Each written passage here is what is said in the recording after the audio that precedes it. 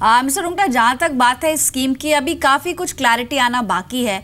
लेकिन एक सवाल है कि अगर कोई सिंगल है, यानी कोई भी मेल या फीमेल जिसने अभी तक शादी नहीं की है, क्या वो इस स्कीम के लिए एलिजिबल होगा?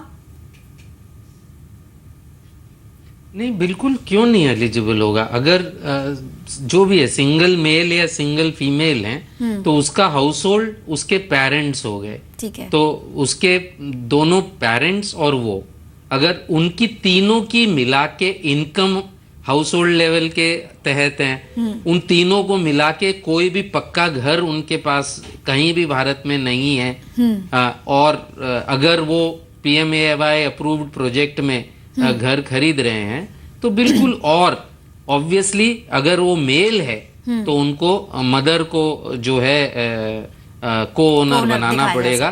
फीमेल हैं तो वो खुद बन सकती हैं, फीमेल के लिए ये रिस्ट्रिक्शन एप्लीकेबल नहीं है, लेकिन अगर मेल हैं तो उनको मदर को ओनर बनाना पड़ेगा। लेकिन आपने कहा कि अगर मैरिड नहीं है तब तक हाउस होल्ड की डेफिनेशन के अंदर उनके पेरेंट्स शामिल होंगे। अगर मान लीजिए कि वो इस प्रॉपर्टी को खरीदने के बाद मैरिज करते हैं, in that case house hold change होगा, एक नया हाउस होल्ड से काउंट किया जाएगा। तो ये क्लॉज किस तरह से काम करेगा? मैं समझा नहीं। अगर उन्होंने ऑलरेडी खरीद लिया है तो ऑब्वियसली वो प्रॉपर्टी उनके पास ऑलरेडी है। नहीं, जैसे आपने कहा कि अगर अभी तक कोई पक्का हाउस, जी, जैसे आपने कहा कि अभी तक उस फैमिली का, उस हाउस होल्ड का कोई पक्का हाउस नहीं होना चाहिए, लेकिन अगर हम पेरेंट्स को काउंट कर रहे हैं उनकी फैमिली के अंदर, क्योंकि अभी तक उनकी शादी नहीं हुई है, इन दैट केस पेरेंट्स का अगर ऑलरेडी घर है और वो शख्स शादी करने की सोच रहा है, इन दैट केस तो ये जो अफोर्डेबल हाउसिंग की जहां तक बात है, इस इंटरेस्ट सबवेंशन की जहां तक बात है, शादी के बाद ही उनको इसका फायदा मिल पाएगा।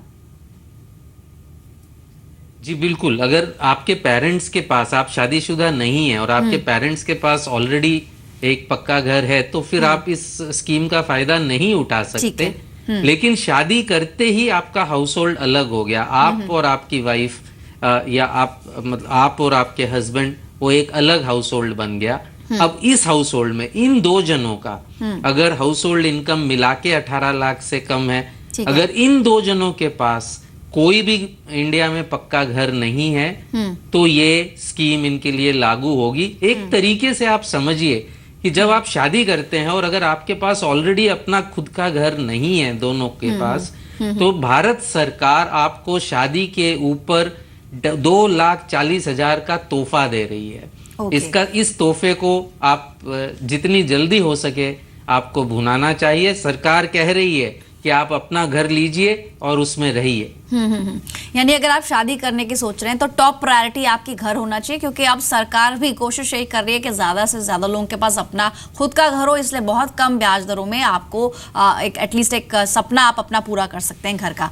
जहां तक इसकी EMI का सवाल है, तो ये जहां तक छूट की बात है, तो ये किस तरह से वर्कआउट होगा, और जो ओवरऑल EMI होगी, आपने जैसे कहा कि सालाना लगभग 2.4 लाख की एक बचत होगी, जिसे एज अ मैरिज गिफ्ट भी समझा जा सकता है जो लोग शादी करने की सोच रहे हैं और इस स्कीम का फायदा उठाना चाहते हैं। On a monthly basis EMI में कितनी कमी रफली आप देख रहे हैं? तो ये द वे दिस ये ऐसे वर्क करता है कि जो भी ये ब्याज का सबवेंशन है, 4% for loans up to 9 lakh और 3% 12 लाख के लोन के लिए, ये अगले 20 साल तक का डिस्काउंट होकर एक लंप सम में गवर्नमेंट ऑफ इंडिया आपके लेंडर को दे देती है, और आपके लेंडर को वो अमाउंट आपको क्रेडिट देनी होती है। तो इफेक्टिवली वो 2,40,000 पूरा 20 साल का सब्सिडी एक साथ में आपको शुरू में मिल जाता है। तो EMI तो आपकी समझो उतना ही रहेगा, लेकिन आपकी लोन अमाउंट ही कम हो जाएगी। इफेक्टिवली आपने अगर 10 लाख का लोन लिया है और उस पे अगर 12 लाख का अगर आपने लोन लिया है, 2,40,000 भारत सरकार चुका देगी।